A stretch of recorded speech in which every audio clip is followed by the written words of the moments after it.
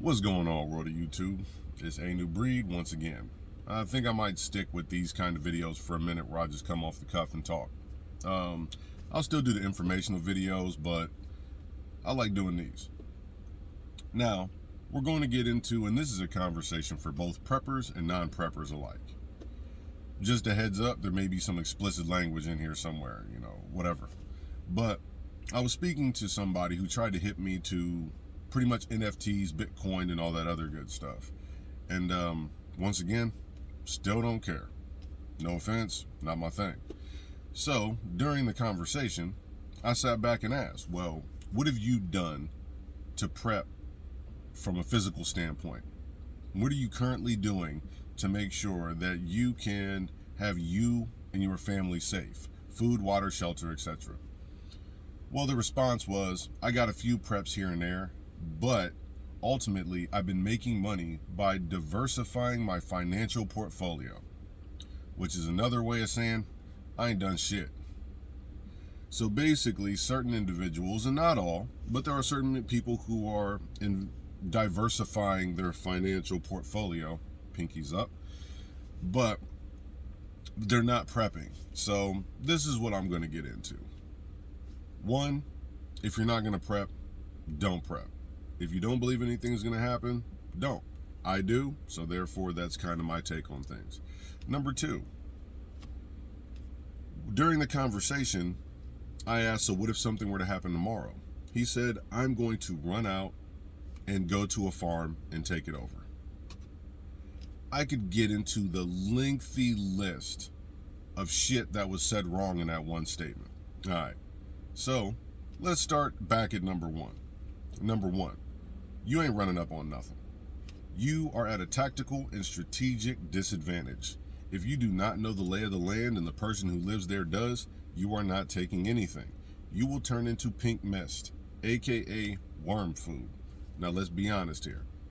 Saying that you're gonna run up and take somebody's stuff, nah, you should have prepped. That's what preppers prep for, so they don't have to go out, take anyone's stuff, or go out and become, for more or less lack of better words, just kind of feral.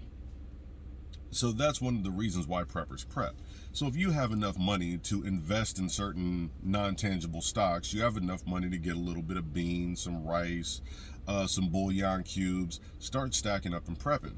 But to have that same money, put it in something that's non-tangible rather than investing in the security of your family, that's probably not the smartest idea.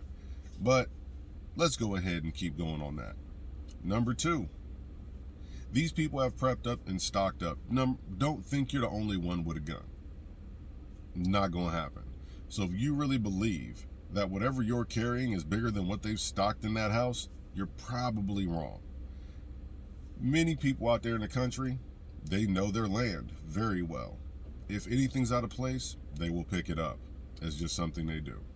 Okay, now on to the next one. Number three, if you can't survive outside, what makes you think you're going to survive long enough to track down a location on foot, sneak up, be cunning enough to stay out there and get their stuff?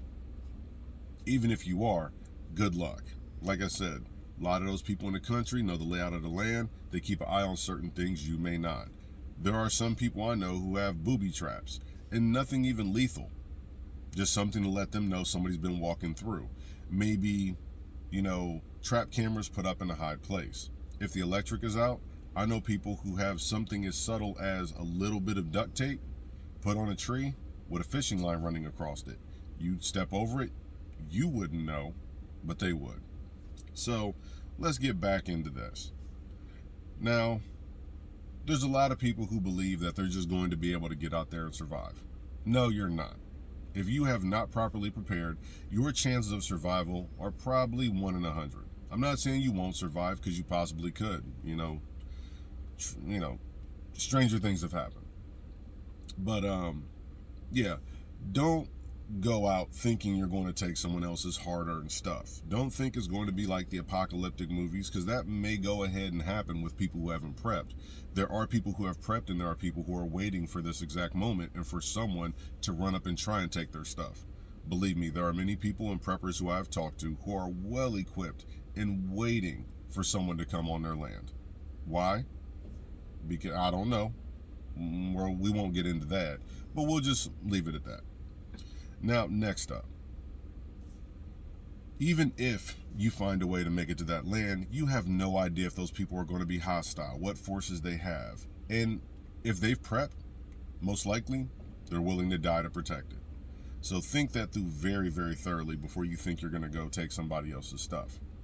Now, this is for the people who are non-preppers. Non-preppers, if you haven't prepped, please take prepping into deep consideration. Think about buying a couple things that could solidify your safety and keep you in a bug-in situation, because a bug-out situation is only temporary. I'll get into a video, probably the next one, where I'm just rambling on about how people won't survive thinking that they're just going to run their happy asses out in the woods and all of a sudden they're Survivor Man or Rambo. Nah, you ain't Bear Grylls. Even he doesn't really do it. But let's continue. So we've covered the basis about you're going to be at a strategic disadvantage. You're going to be at a tactical disadvantage. You do not know the layout of the land. You are approaching people who you do not know whether they are hostile or not. You will be turned into pink mist or worm food. It's just that simple. So, speaking about that and really wanting to jump into the situation of, this is not a conversation that I've had with just one non-prepper or one person who has taken financial gain over stability if shit hit the fan. Not the first conversation. I've actually heard this many a times about people who are like, oh, well, worst come to worst, I'll just go, and I'll go and my skills are good enough. Well, if your skills were good enough, then you probably should have stocked up and got your stuff while the getting was good. Hey, check please. But the reality check really needs to set in on a lot of people who think they're just going to go out and do what they want to do. See, if you go out and you hear somebody blaring, "Don't worry, be happy" in the middle of the woods, that's probably not somebody you want to run up on.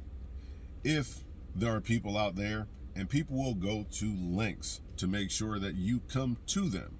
Why? Because you're probably dumb enough to do it. Not saying you specifically, just saying certain people in general. If you've ever watched, what's my movie? Book of Eli. Those people were loving, caring, and really, really nice people. They were cannibals. They were eating people.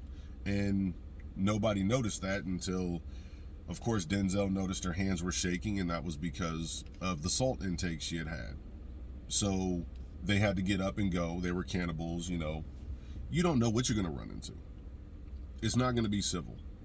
People are going to be doing some of the craziest stuff. Basically, if stuff hits the fan, and this isn't in all scenarios, but if there's a complete world without rule of law, expect kind of purge style situations. That's not to scare anybody, that's just being honest. Now that I've gone on my rant, like I said, I keep going over time, but I'm going to let people know from a realistic standpoint, get your stuff ready so you don't have to take other people's stuff, because there are people waiting for you to do that. This is just natural. So that's probably the end of this video, but just a heads up. And I told the individual, you have to prepare, and they told me I don't have time. I said, okay, I'm gonna give you directions to my house if you ever want to come take somebody's stuff. See, I live in a nice little area. It's a new development. It's called the Wishy Woods. Okay, now when you get in there, you're gonna make the first right, the first left, the first right, and you're gonna come to a corner house on the corner of Fuck Around and Find Out, and that's where I live at. Now you got to remember, it's kind of camouflage, so if you blink, you might miss me with that bullshit. So just think about what I just said about the directions to my house and take it in stride. Realize, prepare while you can so you don't have to get out there and take anybody's stuff. Because once again, there are people who will turn you into pink mist and compost, and don't think they'll hesitate for a second, because they've been waiting for this moment their entire lives. Some preppers are very nice preppers. Some preppers will give you something to go with, and some preppers will give you food. Unfortunately, you'll be eating lead. So think that through. But yeah, that's my video for today. My bad for the foul language, but due to the fact I can't monetize, the political correctness is kind of out the window. I'll still do the informative videos, but a little more raw now. Like I said, I don't know what happened. I can't monetize, so I'm just gonna go at you this way. So if you like it, let me know. If you don't, it is what it is. Turn the video off. But yeah, this A New Breed signing out. Hope you enjoyed.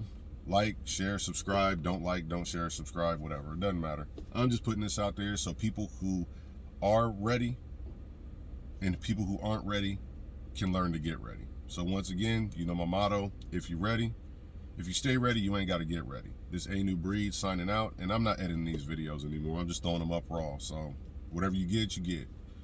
Catch y'all later. Stay ready.